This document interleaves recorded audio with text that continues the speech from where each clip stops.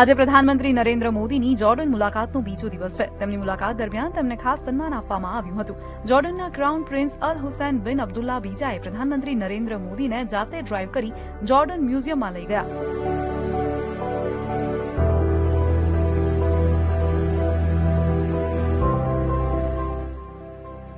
આ દરમિયાન પીએમ મોદીએ ભારત જોર્ડન બિઝનેસ ફોરમ મીટિંગને સંબોધિત કરતા કહ્યું કે ભારતનો વિકાસ દર 8%થી વધુ છે, જે સુશાસનનું પરિણામ છે.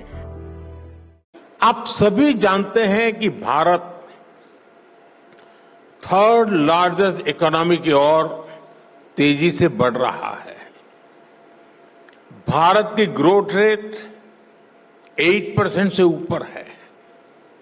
ये growth number productivity driven governance और इनोवेशन ड्रिवन पॉलिसीज का नतीजा है. आज जॉर्डन के हर बिजनेस, हर इन्वेस्टर के लिए भी